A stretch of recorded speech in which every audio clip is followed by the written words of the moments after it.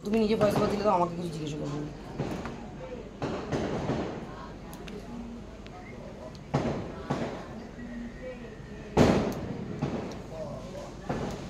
কি করছো তুমি?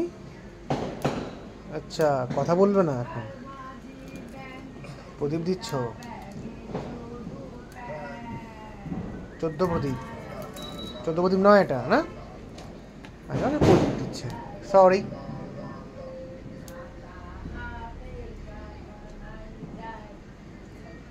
আচ্ছা, প্রদীপ দেওয়ার পর উনি কথা বলবেন।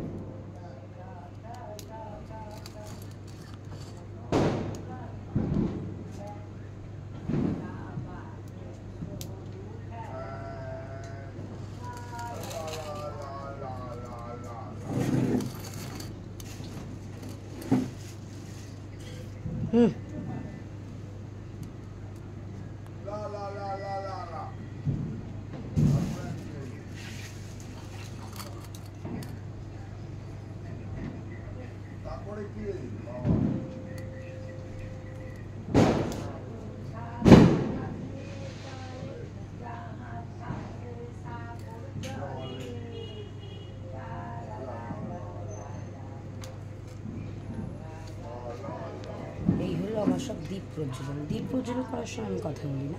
এটা 14 প্রদীপ নয়, 14 প্রদীপ কালকে হয়ে গেছে। এটা বাড়ির সমস্ত দরজায়, ঘরে ঘরে এই প্রদীপ জ্বলবে। আর সব জ্বালিয়ে নিলাম বা সব দেওয়ার পর চলো দেওয়া যাক। আজ আমি সবার প্রথম দেব দ্বীপটা আমার জগন্নাথকে। জগন্নাথের ওপরে রয়েছে বড় মা, আর এখানে আছে মা সরস্বতী, বাবা কেদার। তো এবার দেবো বাড়ির বারান্দায়। এদের জন্য সবসময় এটা বন্ধ রাখা হয়, তো আসলে খুব শান্ত, তো তাই রাখতেই হয়।